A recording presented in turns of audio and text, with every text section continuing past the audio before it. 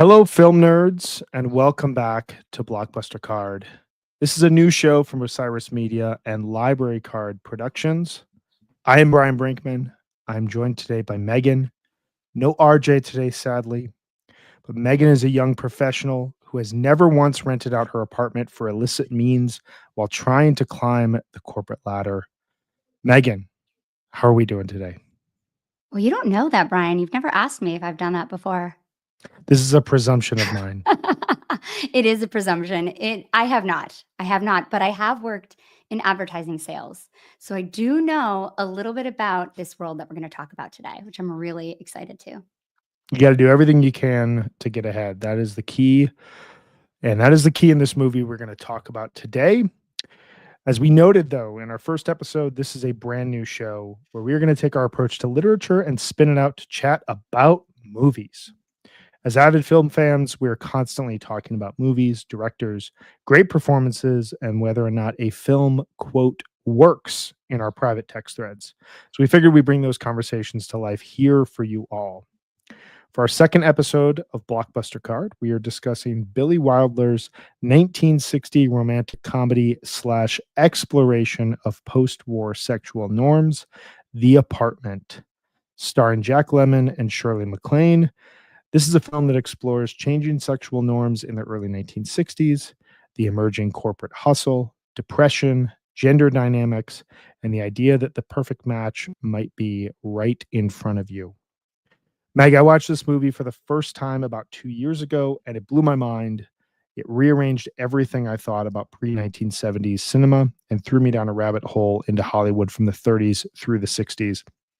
I am so excited to dive into this discussion today. But first, I need to know, what was the last great movie that you saw? Well, Brian, it's been really rainy here in New York, and this weekend was no exception. It was rainy and dark. It felt like we lived in London or like Scotland or somewhere. It's just been Mm, really dreary out. So I watched four movies this weekend and read about that's it. 400 pages of my book. That's it. Finished our next library card book that was a reread, and I just had a great, really chill weekend. But one of the movies that I saw was a movie that I'm curious to see if you've watched. It's called Night Moves. It is a 1975 film with Gene Hackman. It's a neo noir film. You've not seen it? I have not seen this. Is this on Criterion? Yes, it Okay. is. I Yeah, will put it on yeah. my because there's like a whole Gene Hackman collection right now, isn't there? Yeah, that's kind of how I ended up here, but it's Yeah. directed by Arthur Penn. But it's about an ex-football player who turns private investigator, and he's hired Mm. by a former movie star to find her teenage daughter who has run away. It's a teenage Melanie Griffith.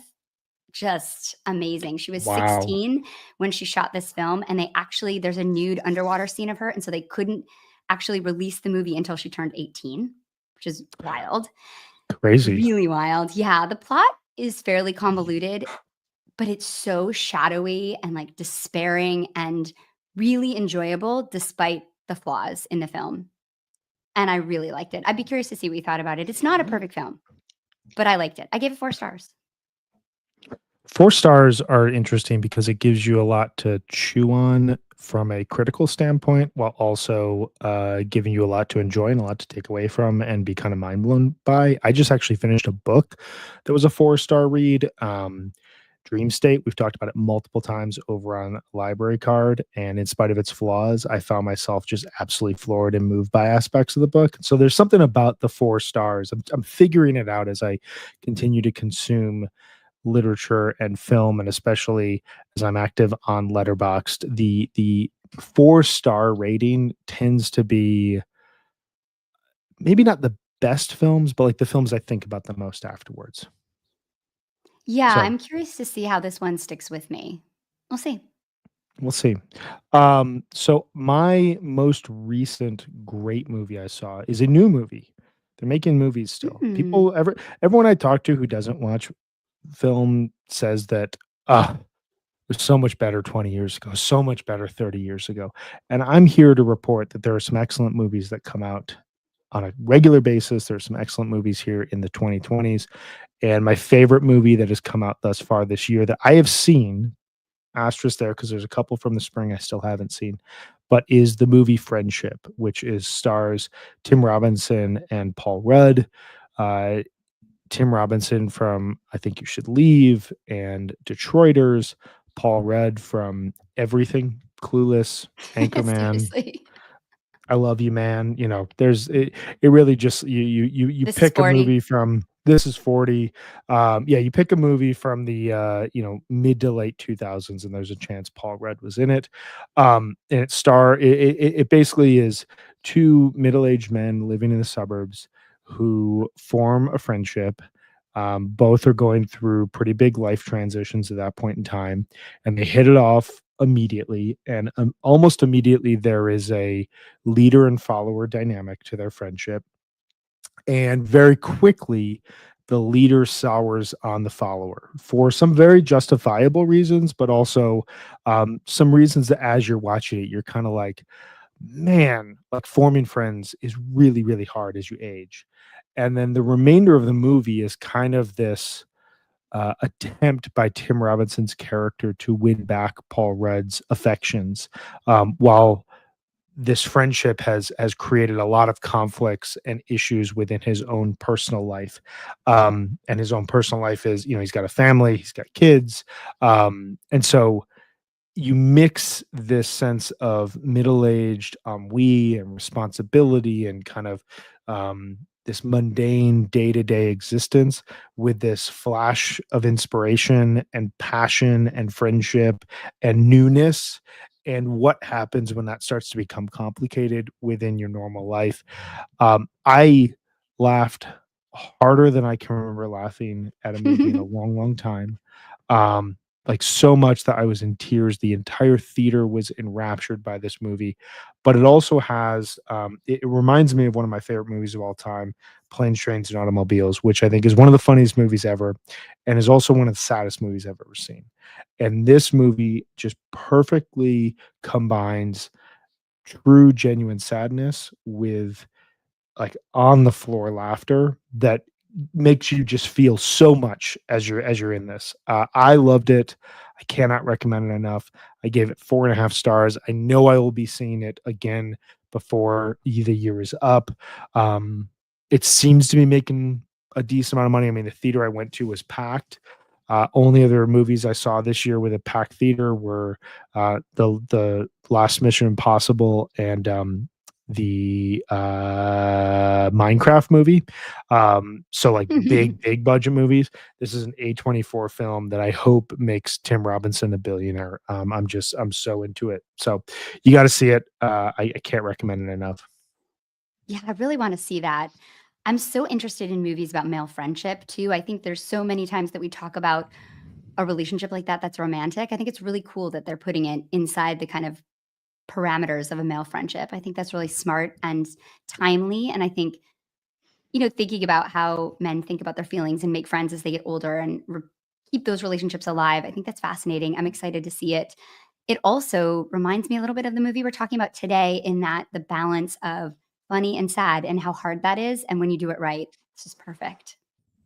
It is, and it really shows you kind of the extremes of funny and sad that you need to make a movie really feel something. Some comedies don't have that level of depth, and there's certainly a time and place for that kind of slapstick humor that just like exists in its own universe. But I really love a movie that is grounded in reality and in cultural norms and messes around with those. And you're absolutely right.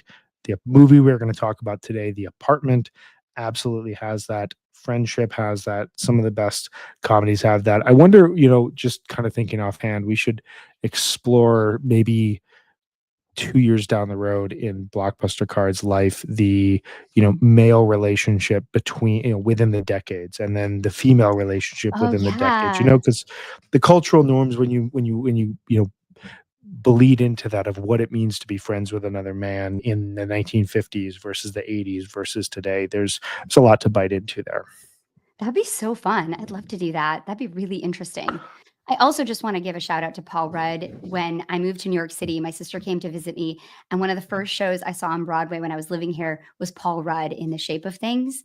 Mm. And this was like early 2000s. It was the peak of his powers. Not like his powers have gone anywhere, but it was really the peak of his, like, really kind of defining a new type of like sex symbol, an everyday guy who is like still really sexy. And my sister and I were like crazy. We actually stood outside of the theater door to just try to get a look at him, which I've never really done because I'm always a proud New Yorker. I'm too cool to do that, but I did that for him. He's a He legend. deserves it. I just watched he's a big Kansas City Royals fan and was on their broadcast a couple weeks ago, and just like he charmed the crotchety old guys who call baseball games up in the booth. Like, it just, he has that effect on people. So you He definitely get that in the wishes. movie. He's amazing. Nice. All right, so today's movie, as Megan noted, this is a movie that is a great fusion of comedy, drama, true sadness, big feelings.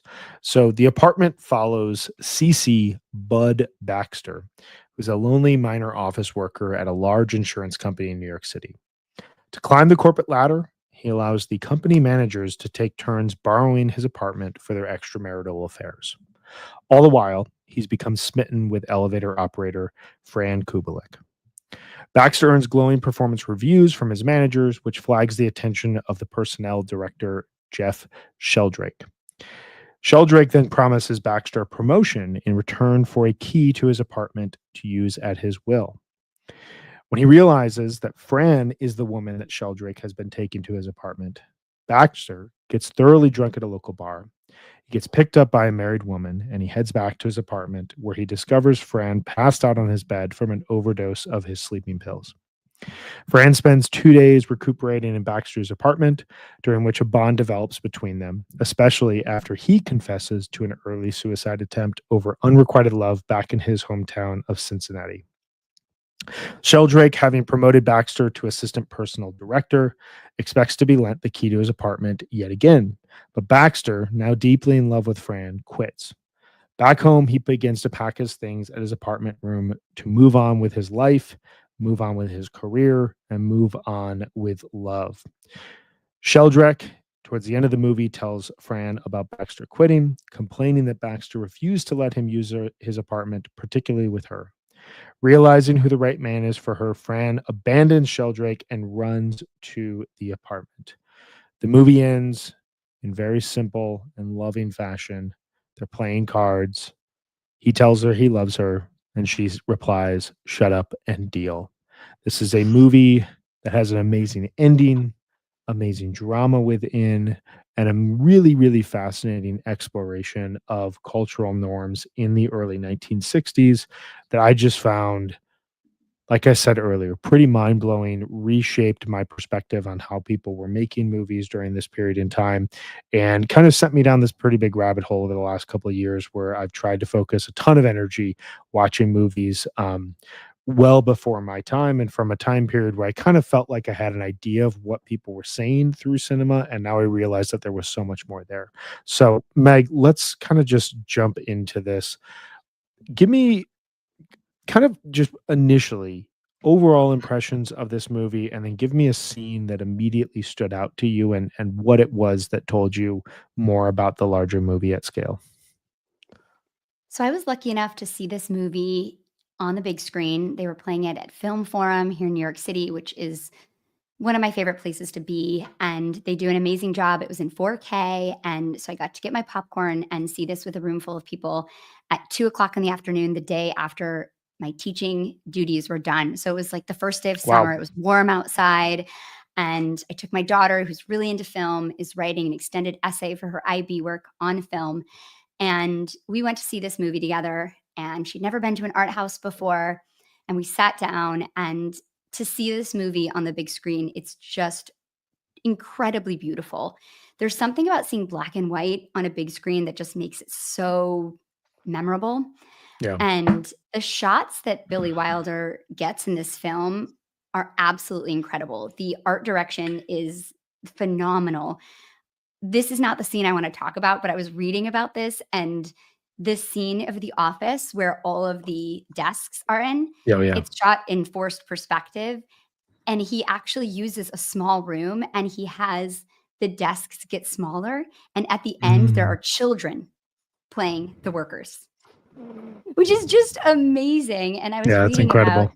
incredible. I was reading about Cameron Crowe's writing about this because he's a huge fan of Wilder and of this film, and he was saying that the film is really Jerry Maguire is really influenced by this film, and he was Mm, saying the scenes with in the sports agency with everybody moving around were really, really influenced by this film. And he was saying that he wished he had thought about doing it in first perspective so he wouldn't have to spend so much money because those scenes were like these huge rooms with all these people milling around in these levels. I don't know if you remember that, but it was really big and really dynamic.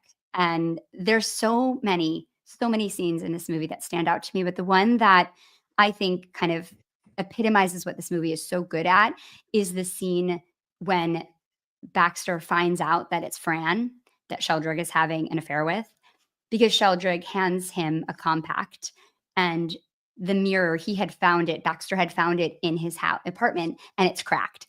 And so he knew mhm. it was hers. And when he gives it to him, it's a wordless moment that is accomplished. It accomplishes a huge amount for the plot and it's done with no dialogue. And you see it all over Jack Lemmon's face. He's so expressive and so incredible in this film. And to see him realize that it's this woman that he's falling for and she's sleeping with like undoubtedly the greasiest, slimiest guy in the office, it's it's heartbreaking. And that scene, he's sitting on the edge of the desk and he's kind of perched there and you just watch it all happen. And I that's masterful filmmaking to me. Yeah, I mean, that scene because you have the initial buildup where he finds it in the mirror. He finds this mirror in his apartment, and prior to this, he had found odds and ends, a hair clip, drink glasses, a shawl, like a purse. Like he found all this sort of stuff throughout his apartment that had been left there when these men are bringing their mistresses to the apartment, and it kind of became normalized. And he would hand it back to these guys, and he hands the mirror back to Sheldrick, and then at the Christmas party, um, he has a little bit to drink, and he brings Fran into his office. Um, and I think at this point in time, I forget exactly the reason why, but she gives him the mirror, like you're saying. And it has this like this dual aspect where she is now revealing information, but also the mirror is cracked because she threw it at Sheldrick. Because the underlying aspect here is that Sheldrick is trying to cut off the affair, go back home with his wife, and she is heartbroken. She is realizing, that she was essentially just another woman in this line of, small relationships that this guy has, the small flings that this guy has, all kind of covered up by his persona within the office, his ability to really command space. And that moment, I think, gives you, especially the symbolism of the broken mirror, where Mhm. whoever looks into it, you see two of their faces.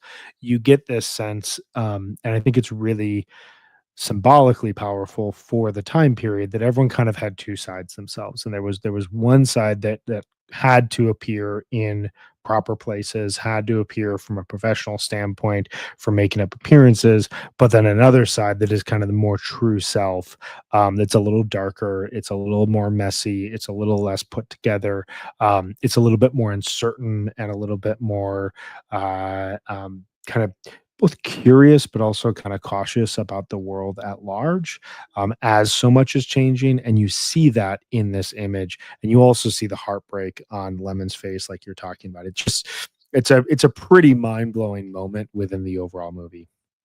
Wow, I'm glad we're talking about this because I never occurred to me about that idea of the 2 versions of themselves, and as a Gemini, that's pretty disappointing that I didn't realize that, but I love that the symbolism of that is really beautiful and deep, and I hadn't really thought about that, but it's true, and I think that this movie is so much about how we present to the world and who we really are inside.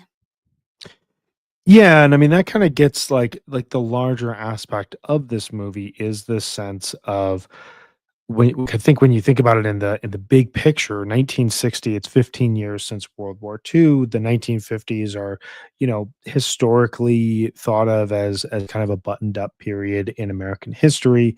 A lot of economic boom at that point in time. The baby boomers are reaching the tail end of their generational, emergence into the world. Um, we're starting to see early civil rights movements, some really fascinating ones in the 1950s. But a lot of the perspective is, hey, we fought a war, we won, we now have to, really put our print on the world in terms of what our culture stands for and what will that ultimately be. And at the same time, America is becoming so organized and so efficient, and these types of jobs are what every young white man is graduating college and going right into. And then the entire goal is this kind of fast track to the executive level. And that kind of brought up a couple of my favorite moments within this overall movie. I think that there's two parts to this movie essentially. There's the love story, which I think we'll get into, but I really found myself fascinated by any interaction that Baxter has with corporate executives. So there's these Mhm. four managers that he has essentially worked out a deal with. He's got his date book for work appointments and personal appointments, but then also for who is going to be in the apartment at this point in time, so he can kind of go where he needs to go in his overall life. And you see him in these meetings realizing that he has, or in any of these interactions with the managers, realizing he's kind of gotten in over his head, that he has committed to something that doesn't really have an end to it, that doesn't necessarily put him in a position for immediate promotion, for immediate next step in his life, but there's the promise of it. And once the promise is there, you can't really give up on that. That's just not something you can ever escape from. And so all these interactions just kind of showcase, symbolically to me, I think what Wilder is doing is this kind of justification that people were making at that point in time, that you know, their livelihood was fully dependent on a new emerging cultural norm that they had to Mm. fully acquiesce to. But also, you watch any movies from this period in time, or if you watch just something like Mad Men, you realize that there was a lot of infidelity going around during this point in time. Um, the gender divisions between men and women were that most married men were still coming to the office, married women were staying home raising kids in their house.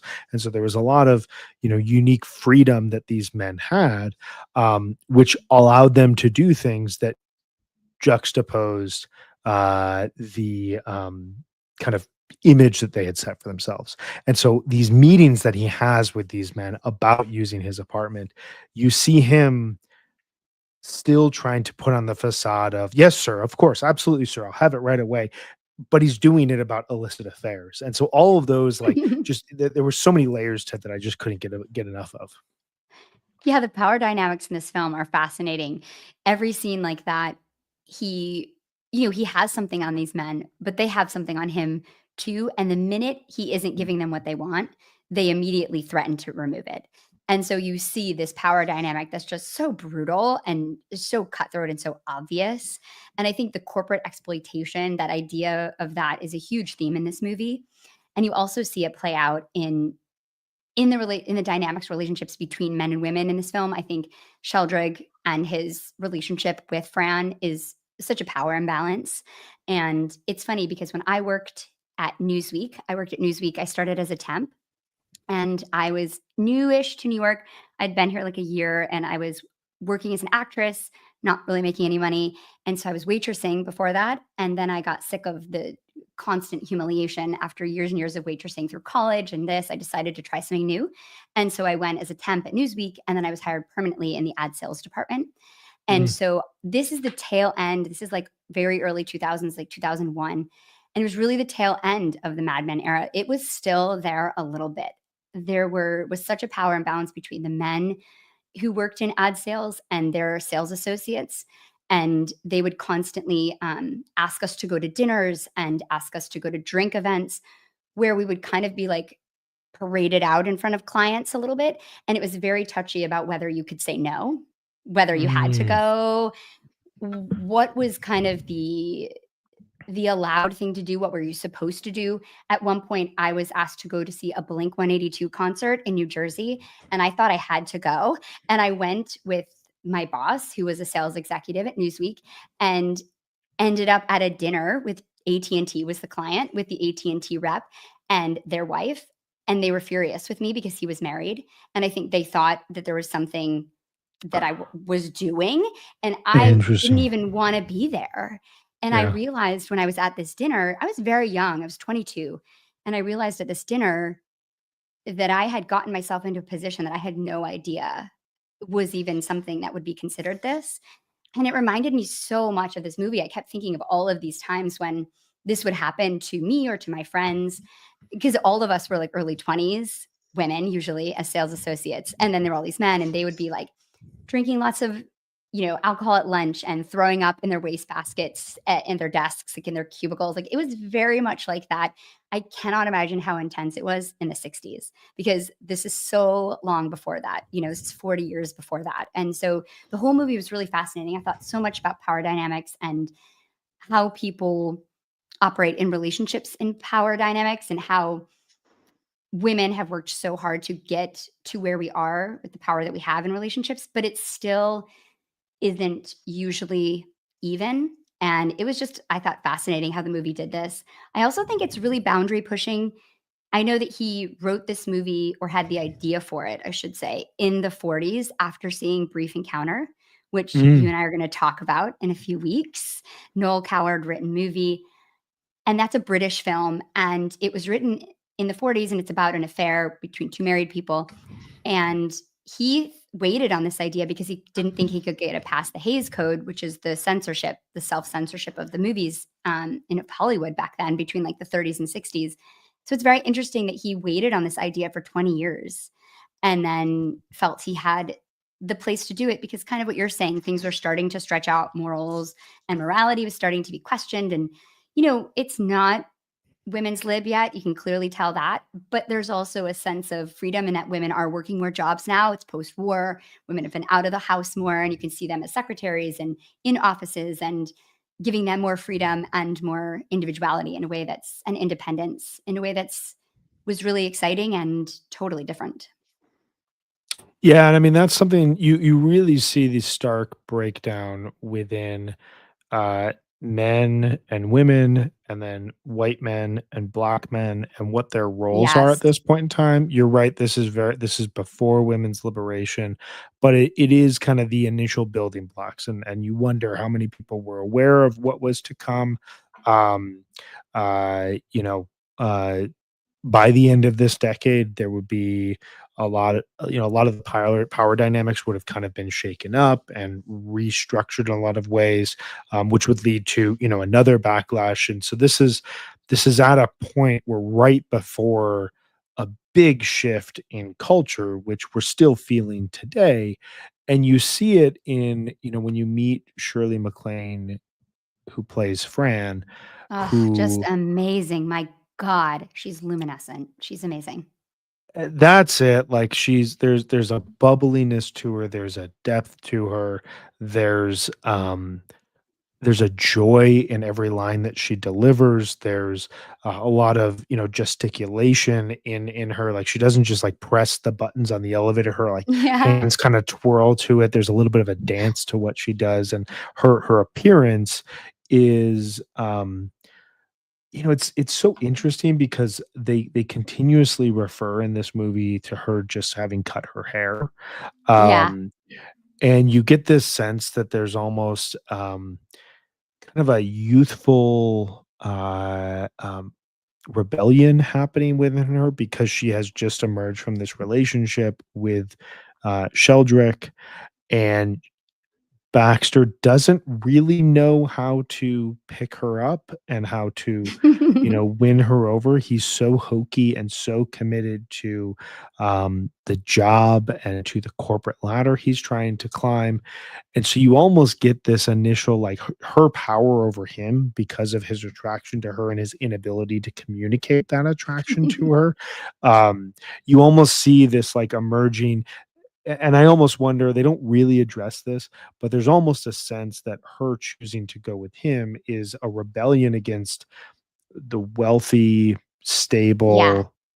stable's a relative term because Sheldrick ultimately gets divorced within this movie. But a guy who clearly has his career. He's not going to lose his career over a divorce. He's clearly being paid well. He's incredibly well dressed, has the money to restart his life in a really, beneficial way for himself. That you know, from a kind of sustainability within your own life from a structural standpoint seems like the more responsible option, if you will. But going with Baxter, she has the power. Like Mm. there's inherent or there's at least like an equality within that relationship that there would never be with Sheldrick. And I think that that's really fascinating. One additional scene I just want to talk about before we dive into a couple more themes of the movie is early on. You see Baxter coming home from work to this apartment that he continuously rents out to the executives within the company, and he makes himself. It's a nice little apartment. I would totally live there. Great little living room, Yeah, great it's little great. kitchen, one bedroom place. It has a. I've got to imagine it's like $4,500 a month now, if not more, on the At Upper least West way Side. more, way more. Yeah. Try like 8, well, Ser- maybe like 6,000. Jesus, my God. So very modest $6,000 a month apartment. Um, and he kind of has this rhythm. He has this routine. And it reminded me of when I left college, when I graduated from college and I started working. Um, I worked in restaurants for a little bit. I traveled for a little bit, and then I kind of settled down and I started working in an office. And you develop this kind of rhythm, and I developed it Mhm. because I saw my dad do this. I saw he got up at 5:30 every morning, he worked out, he got himself in his suit, he got in the car, he left, came home, and then he had these kind of like little just odds and ends that he did throughout the evening just to kind of wind himself down. And you see this with Baxter. You see his kind of process as he is winding down. He makes his TV dinner, he sits down in front of the TV, and at this point in time, you're kinda getting this impression, like, this is a boring dude. Like, what is going on here? And to your point earlier about, like, nonverbal symbolism within this movie, he uh, he starts watching television, and there's a great movie that's about to start, but they have an advertisement that's coming. So he switches over. It's Cowboys and Indians. He doesn't want to watch that. He switches over. It's a war movie. He doesn't want to watch that. He switches back. They're about to start the movie, but oh wait, we have one more advertiser, and just shuts the whole thing off. And that like 30, 40 seconds within the movie says so much about who he is and what he's looking for and what he ultimately um hates about this world that he's gotten himself into, but also feels this need to continue to progress because that's what you're supposed to do. I don't know if you had a similar takeaway to that early on or what your thoughts on but that scene just really like it hit me and informed the rest of the movie for me.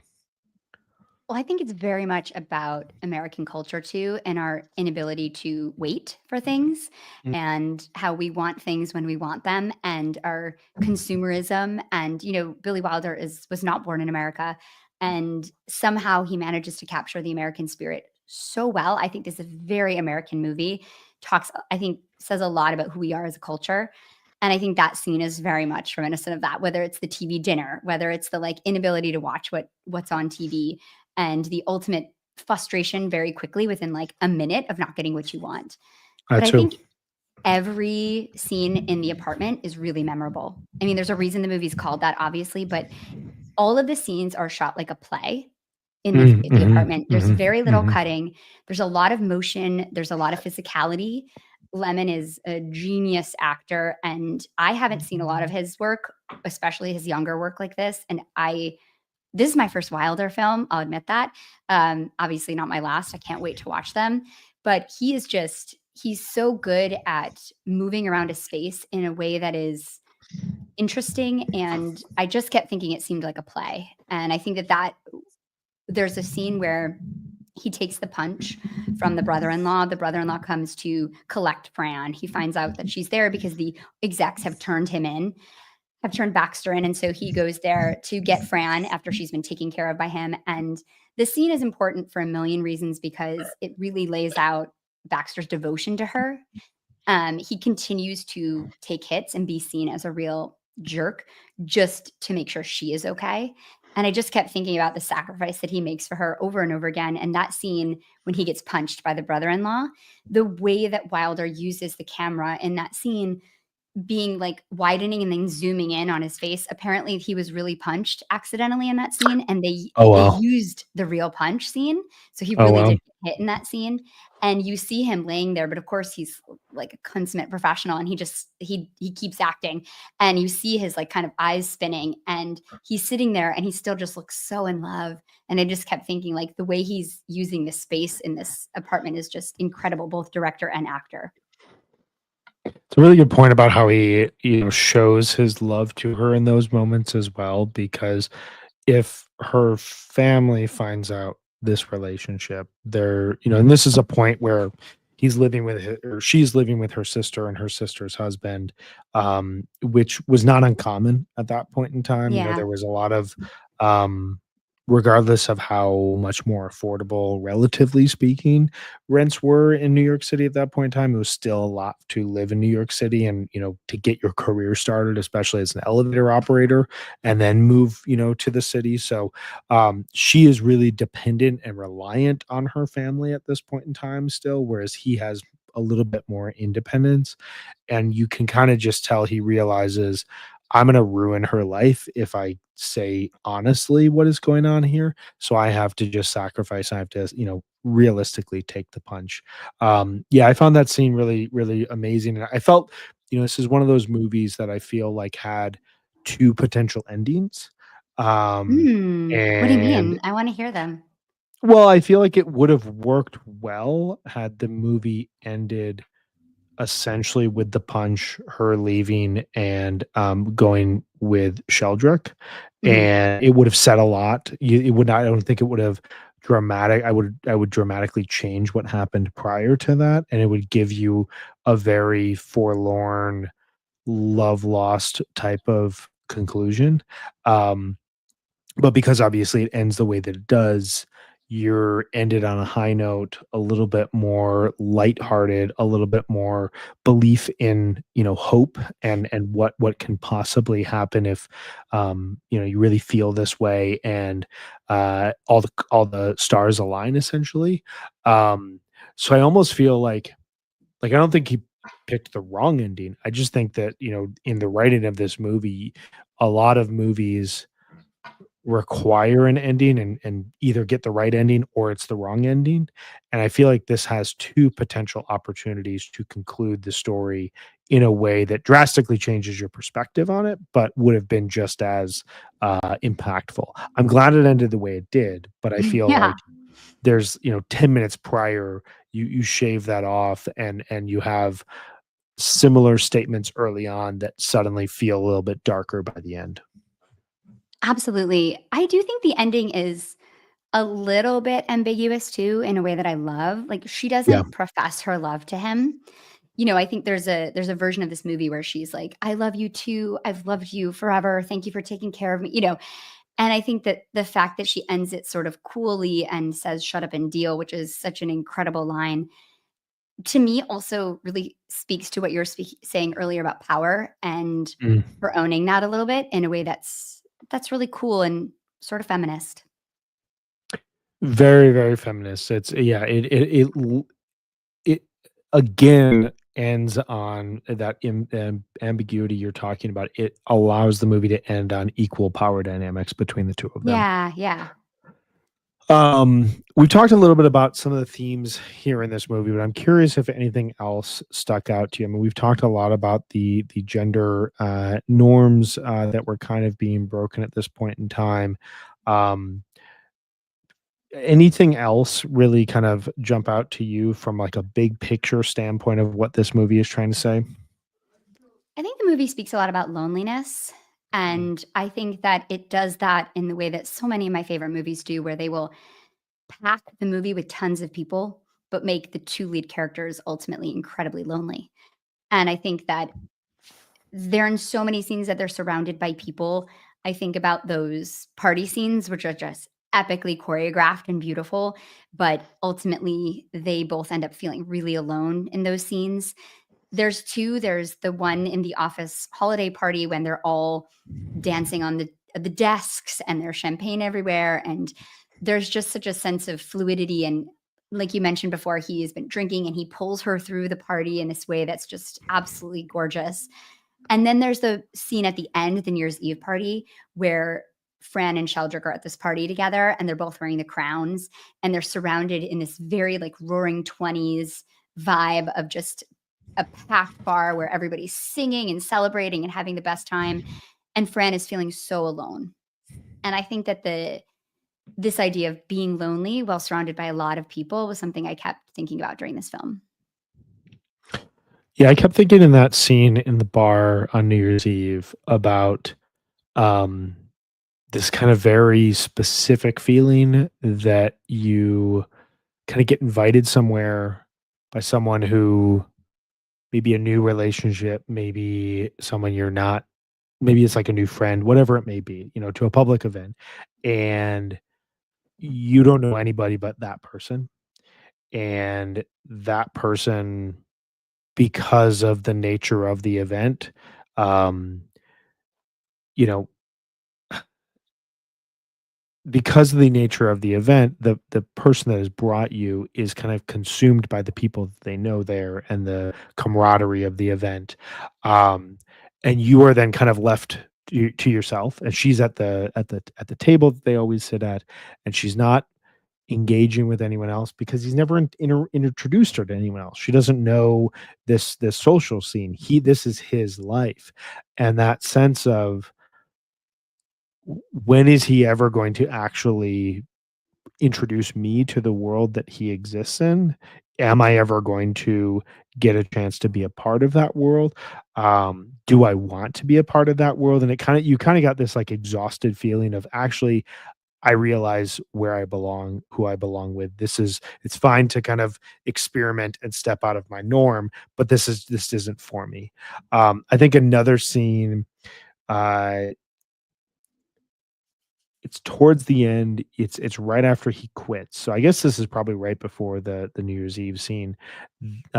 Baxter and Fran meet in the lobby, and he tells her that he's going on a date and just points out this woman over in kind of the general store area in the lobby of the office. And they separate. He walks towards this woman, and this woman doesn't even look at him. She's picked up by one of the execs.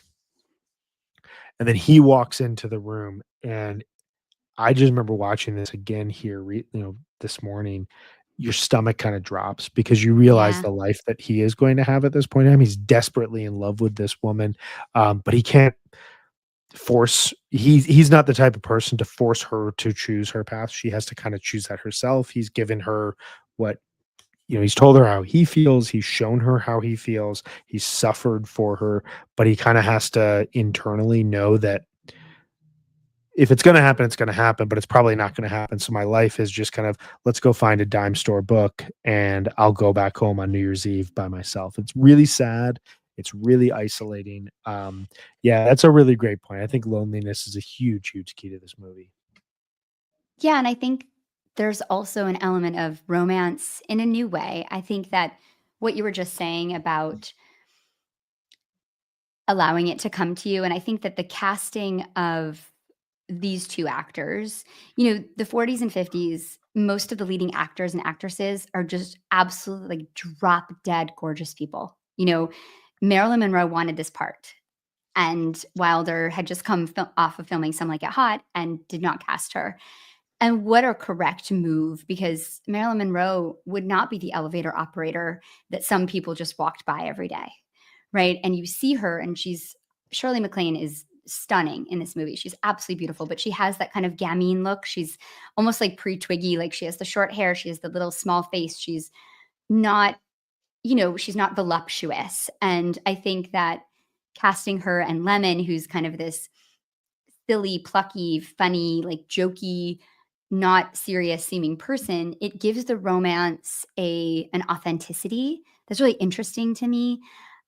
I think that that was probably something that wasn't done a lot back then, and I might be wrong. I might not know enough about film at this point, but I do think it makes the movie more interesting. I think Fred McMurray, too, being cast as Sheldrick, he was, the ultimate family man on TV at this point, and so him playing the bad guy, which apparently he was very worried about doing and had to be talked into doing, I think is really genius, because it puts everybody kind of against type a little bit. And I think that it builds this idea of romance that where these people are searching for authentic connection when everyone around them is really shallow and heartless.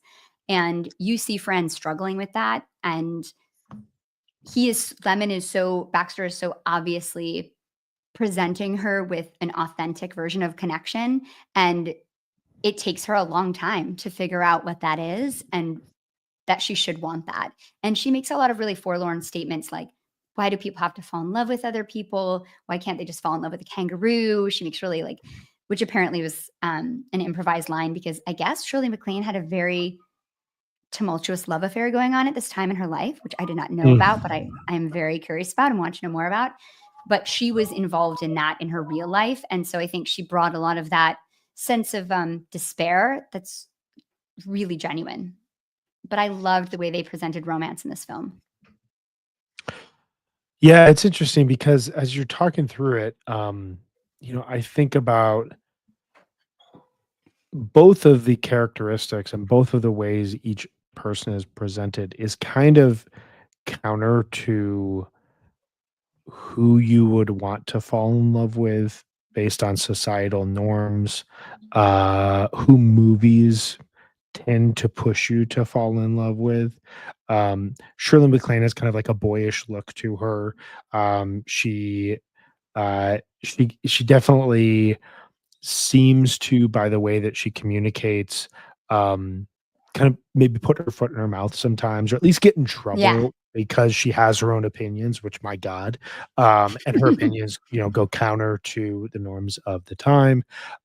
She's not afraid to stand up to someone, in the way that she stands up to Sheldrick throughout the movie, and some of the things she says to him are kind of shocking just based on the norms of the day.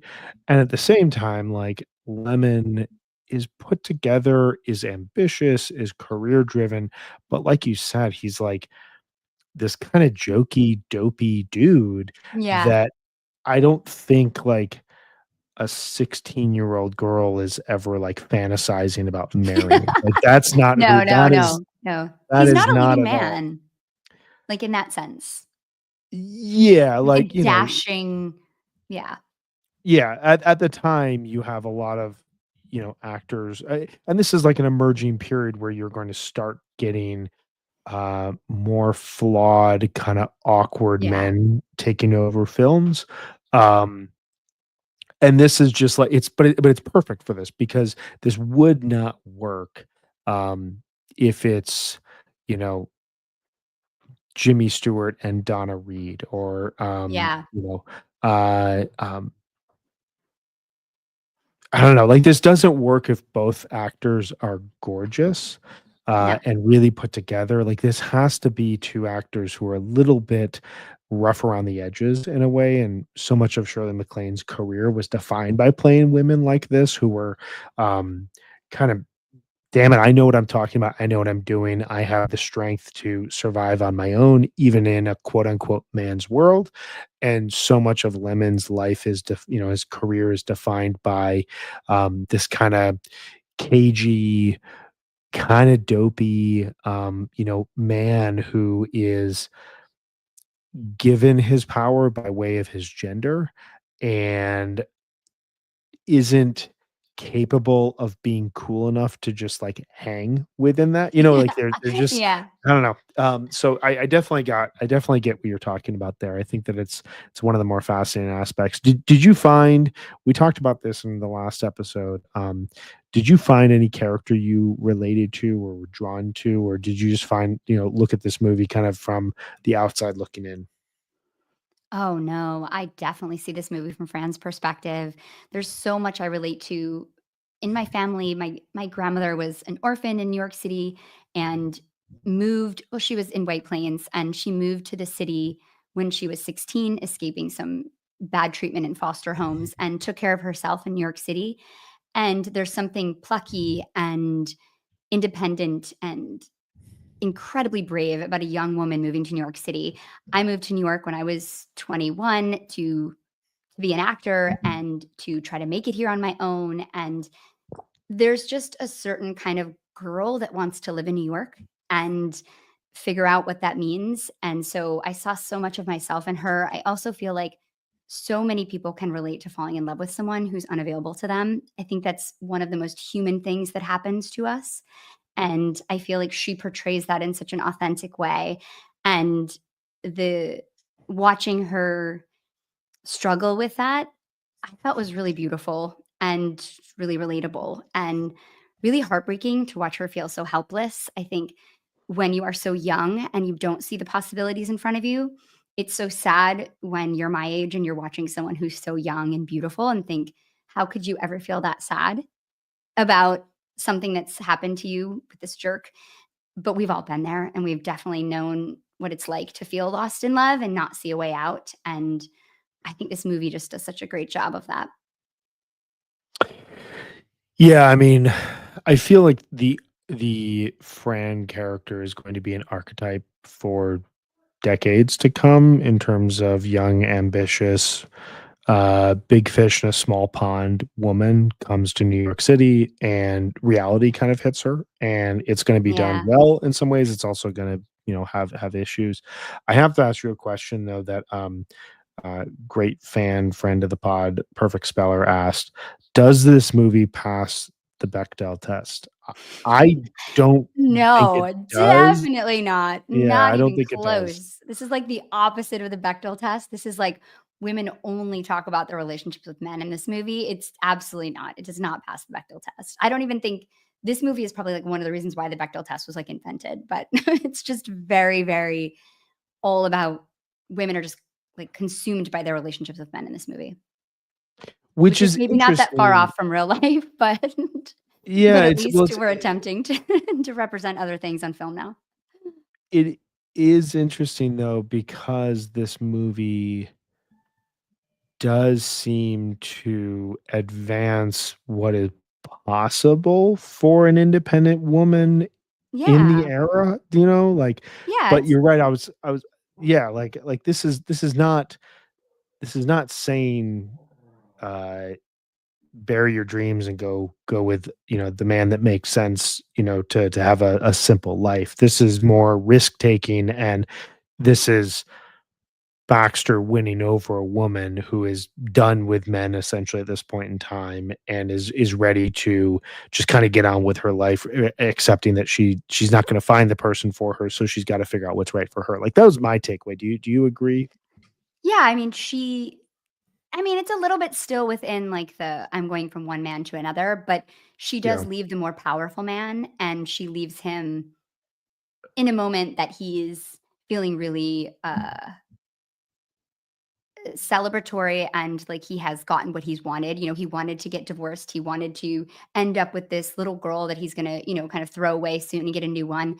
And she leaves him, without even saying goodbye to him. And that's a power move. It's a power move. And then she goes and she is confessed someone confesses to loving her and she doesn't say it back. She's like, you know, let's just play this card game, which is We'll so see what happens. cool. I'm enjoying being with you Yeah. right now, but like we'll see Yeah, what we'll see. happens down the road. Yeah, Yeah. yeah. Powerful.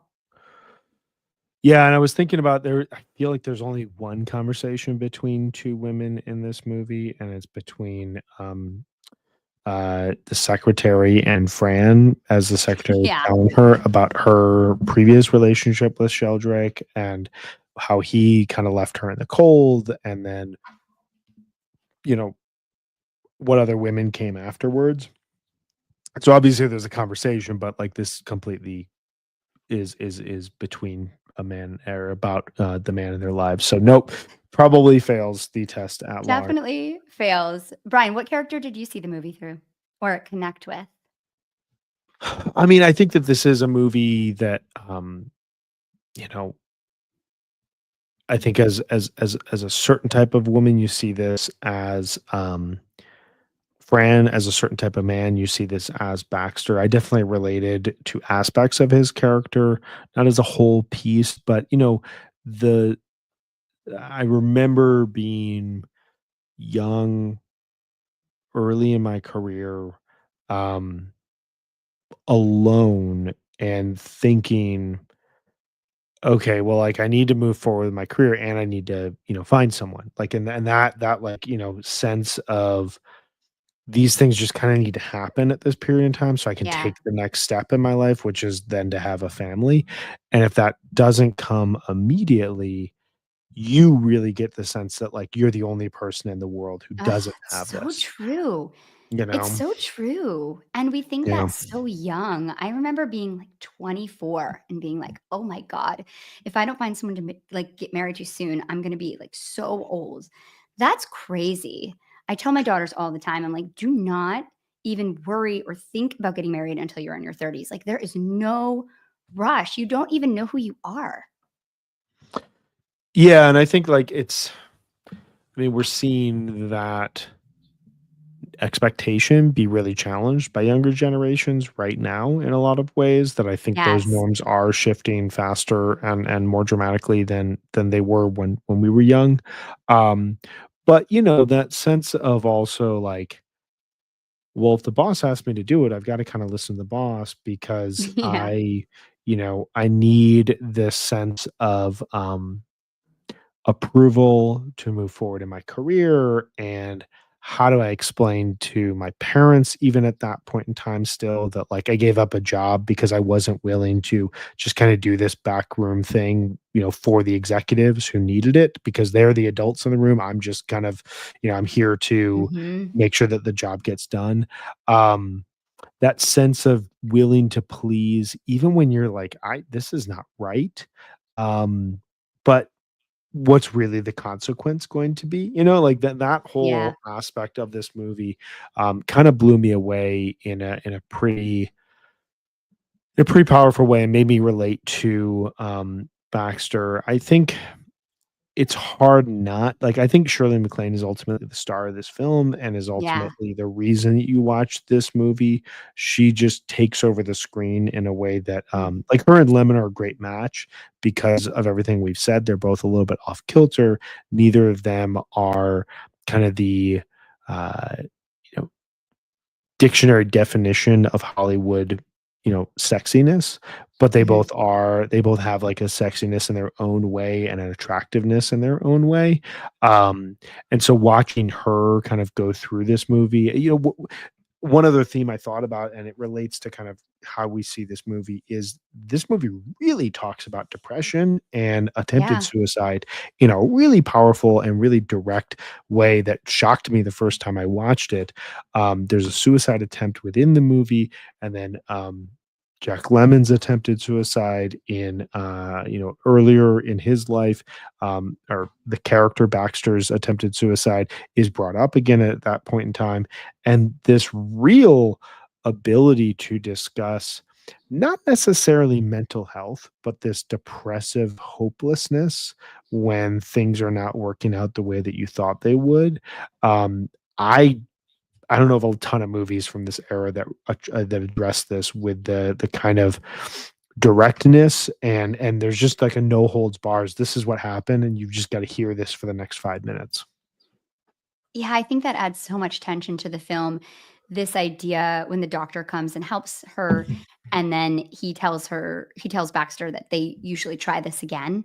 And then the whole time, Baxter's just so concerned that she's going to do this again. And when he leaves her for a few minutes to have a conversation on the phone with Sheldrick, which he really forces happening because Sheldrick just doesn't care, when he comes back and the landlord said she smells gas, and you feel this panic of him going in and thinking, am I going to find her like this again? And even the end of the film, when she leaves to find him and she's running up the stairs in this complete abandon to get to him, and then she hears what sounds like a gunshot, and she's so worried that she has just like missed him, and then he opens the door and he just pops champagne. And it's just such a relief. And I think that it is really modern to talk about suicide that openly and to talk about your feelings in that way. And to also use that as a way to show how these characters care for each other is pretty beautiful. Yeah, I mean, the movie, I think, loses depth without it. Yeah, I think And you're like right. you said, yeah, and like you said, I mean, this makes it feel more like a modern movie because it is Hmm. taking, some pretty significant risks that you just don't expect as much from this era if you only are watching movies, made in the present day. And so that aspect, like, it really relates the 60s to today and kind of makes you think. And I get this whenever I watch movies that are essentially like well, pre-1990s, like, for me, because the 90s still feel present in movies in a lot of Yeah. ways. Um, but, the distance that these decades are starting to feel as we move deeper into the 21st century, but also the fact that I wasn't alive in 1960, but I know a lot of cultural artifacts from 1960 in a way that I don't know from 1760. It wasn't that long ago. A lot of the same technology that we have today was just in earlier, lesser forms. The Hmm. world was still moving far too quickly for most people's tastes. Wasn't moving as fast as it is today. Gender norms, we're still battling over this today in a really Hmm. profound way. It's clear that this is a fight that has not and doesn't show any signs of being settled anytime soon.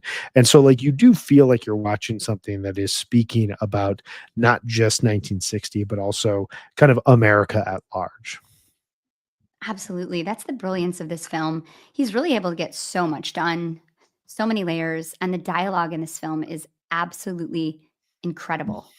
I watched another movie this weekend called Badlands by Terrence Malick. Mm, And this is my second Malick film in a few months, maybe in like a month or something. And I really struggle with his dialogue. I just feel like he uses a lot of narration. So there's always like a mm. character narrating.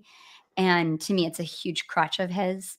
But the dialogue after seeing The Apartment and then watching Badlands, which is a really great movie, but the dialogue is just this is so sharp, and it's I think in the mid 20th century, they were still writing movies the way that they wrote plays.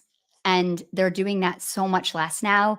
And I think the 70s, 80s, they start to really break away from that as it becomes more like, realistic cinema. And I think they really lack some of the pacing, the um, smartness, the tightness of a plot or a film that plays have and that playwrights use. And I think they were still doing that more in mid 20th century film. And I miss that.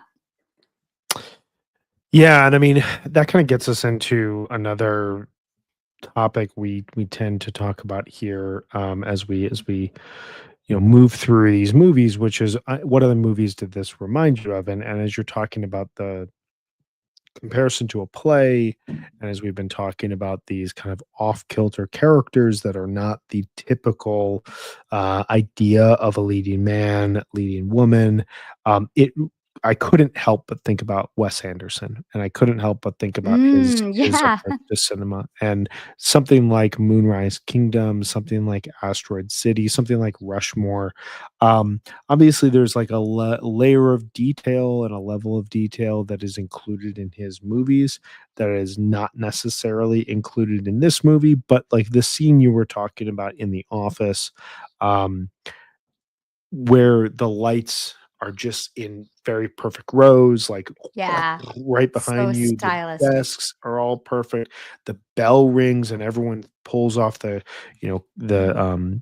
cover to their typewriters. Everyone, is just immediately working in kind of this symbiotic way. There's a lot of symmetry in some of the shots here. It made me think of him and the way that he looks at people living in a very organized, detailed, put together society who have clear roles and clear norms that they should be following.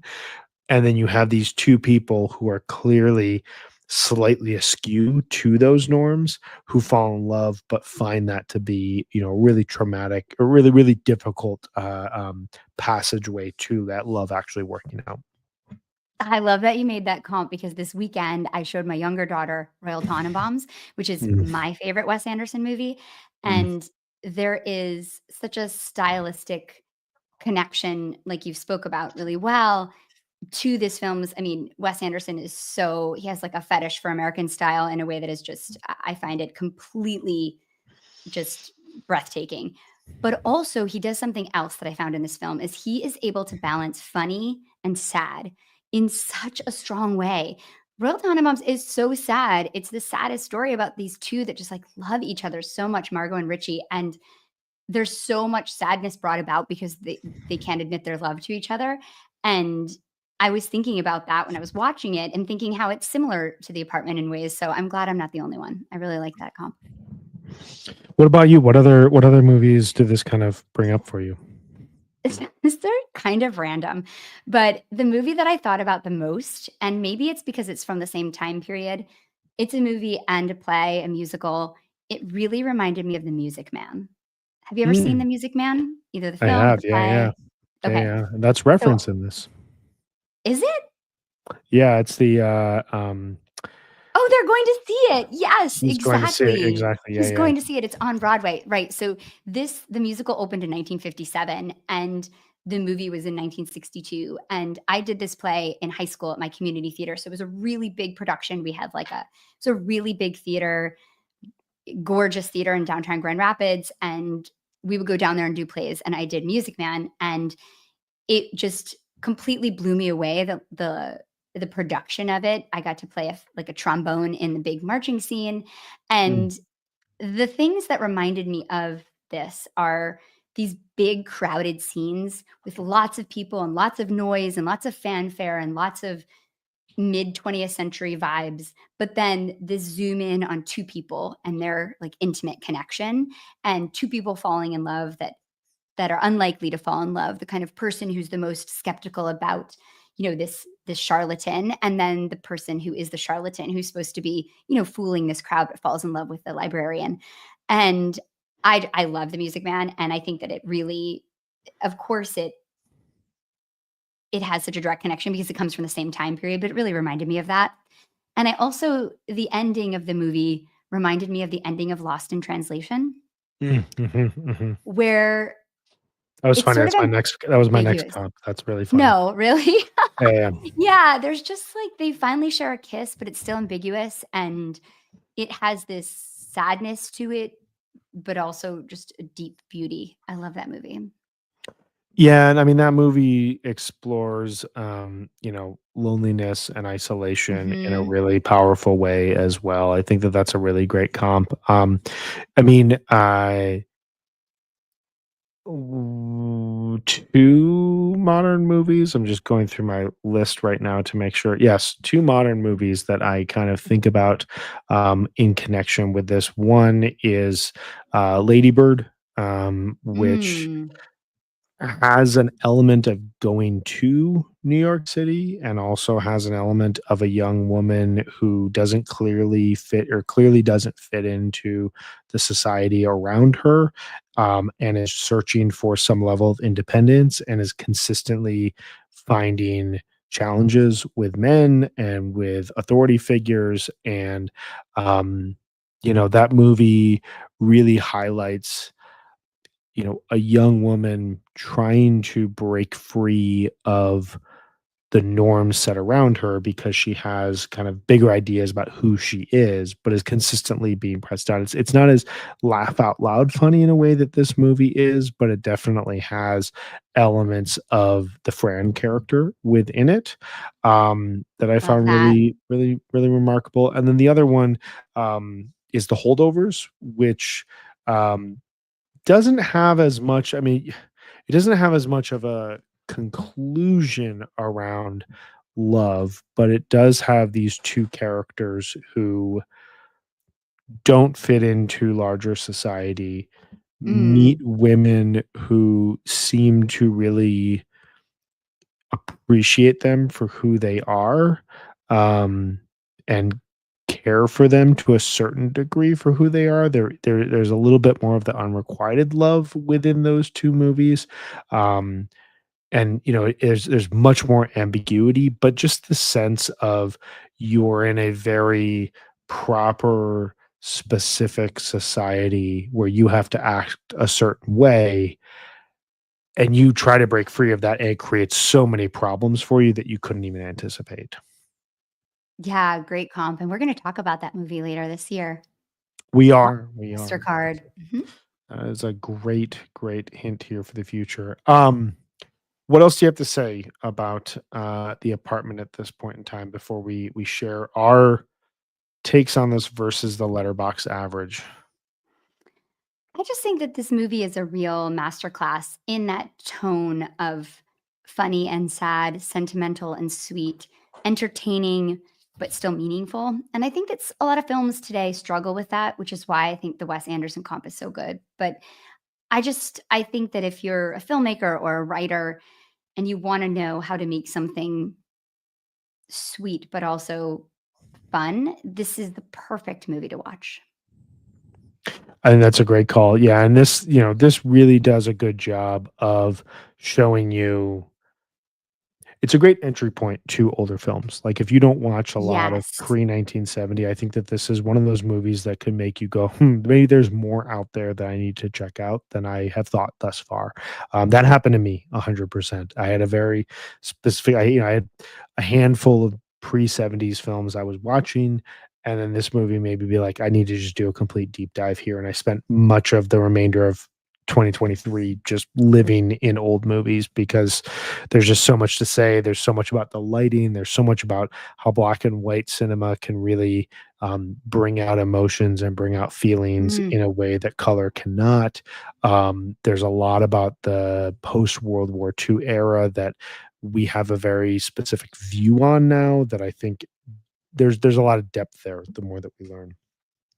Um, absolutely. so this movie has a 4.4 average rating on Mm. Letterboxd. What did you give The Apartment? I gave it 5 stars. This is a masterpiece for all the reasons we've talked about. I honestly can't think of one thing this film did poorly. I gave it I 5 can't. stars too, because the other thing we didn't really even talk about this, but the pacing of the movie is so It's perfect. perfect. Um, you never once feel like it's dragging. You never Mm-mm. once feel like, even when you return to the apartment, that's such a familiar place and there's a lot of uncertainty as we're moving through it. You never once are like, okay, I think we could cut this scene and still have the same movie. Everything really works together. Um, there's enough of a mystery within this movie where kind of little nuggets are dropped throughout that you learn more and there's more depth that's revealed as you get through the movie in a way that doesn't try to trick you. It's more there from a color standpoint, and it's more there from a depth standpoint. So yeah, this was a 5-star movie for me. I think a 4.4 clearly shows that this has a ton of large appeal. But I think this could absolutely sustain 5-star average if that existed. Who knows? I don't know if that's even possible. Yeah, I don't know. My daughter gave it 4 stars and said that she has to wanna watch it over and over again for it to be 5 stars for her. So maybe it'll turn that way, but for now, she's a tougher critic than me. Interesting, interesting. She gave it 4 stars because she Yeah. doesn't know if she wants to watch it again. I will say to that, I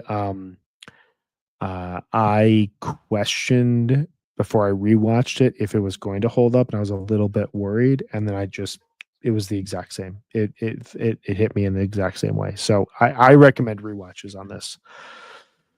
All right. So please go and watch The Apartment. Please also come back next week when we are going to be speaking about a much newer movie, a movie that came out in 2023, a Japanese film called Evil Does Not Exist. This is a Ryusuke Hamaguchi film about climate change and about tourism and about small town community and about death and a lot of other crazy It things. sounds so bad when you say it like that, but it's really good. It's an absolutely amazing movie. This was one of my favorite movies that I watched last year. I'm just pulling up my 2024 movie list here because I want to remember this was my third favorite movie I watched. Uh, um, well, no, that's not true. That's not true. This was my sixth favorite movie I watched last year, but my third favorite movie made in 2024. It was released in Japan in 2023, came out in the States in 2024. Um, I cannot wait to talk about this. I had a very personal, moving experience watching this movie back in December, and I've been wanting to talk about it ever since. So I'm really stoked for that. I think you had a pretty moving experience watching this, so it'll be good. Yeah, it's a gorgeous, gorgeous movie.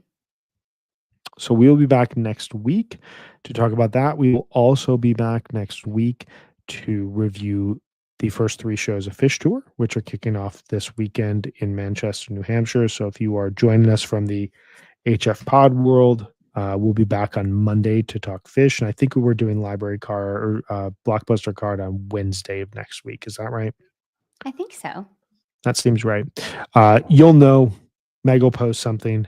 Um, but this was a ton of fun. The Apartment is a phenomenal movie. I've totally loved talking about this with you, and I cannot wait to get back for more Blockbuster Card next week. We will see you guys then.